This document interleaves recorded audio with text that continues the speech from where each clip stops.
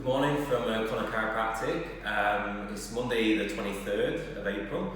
I wanted to give some more information today about the immune system and how to keep you and your families as healthy as possible, and also to really help the NHS, the amazing job they're doing, and just really trying to reduce the stress on them as much as we can.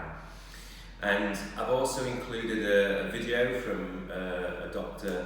Malhotra, the cardiologist, and it's some advice that I saw over the weekend on the news about reducing the risk of getting the virus, and also really helping the NHS cope with this kind of crisis that we're all having to deal with. And I think that's the most important thing, is that we've all got to pull together as a community and support each other, and also support the most vulnerable. The main part of the interview that he was talking about is how the sickest people are the most vulnerable, and what we've really got to try and focus on as a community, as a country, is to get less sick people. So that's a great video to watch and listen to, some really good advice in there.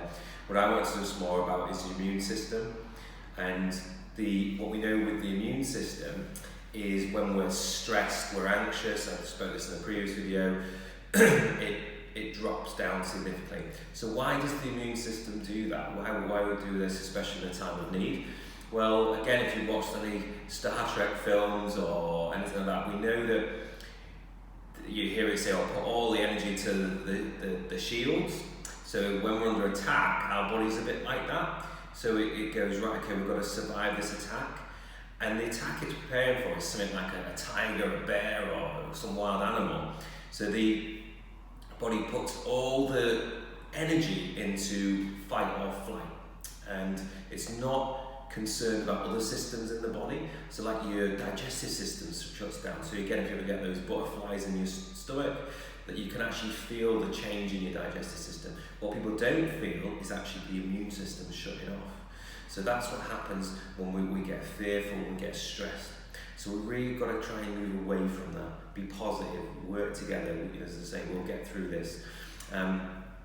Get enough sleep. So a lot of people might be staying up too late, as we said, watching too much of the news, watching too many posts on Facebook.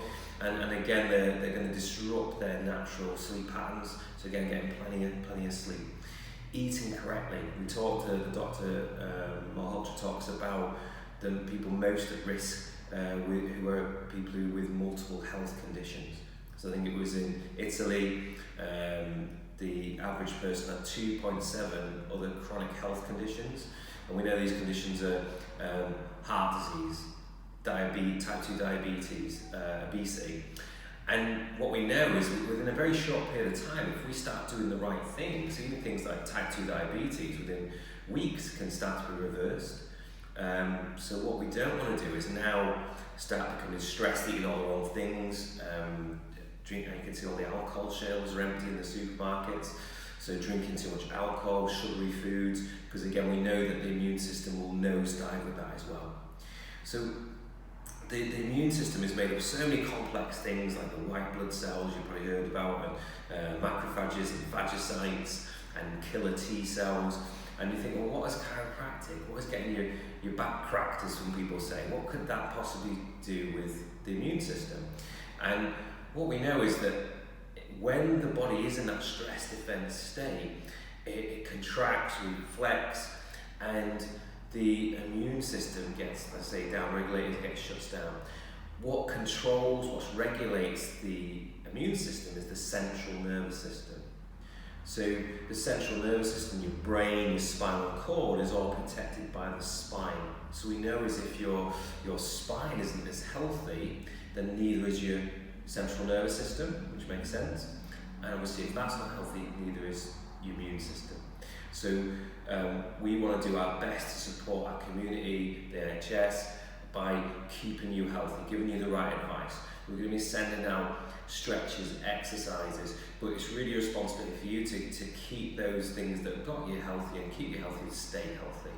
So, like we said, exercising. It's frustrating maybe seeing all those people congregate together at the seaside or on Snowdonia. I saw pictures of hundreds of people queuing.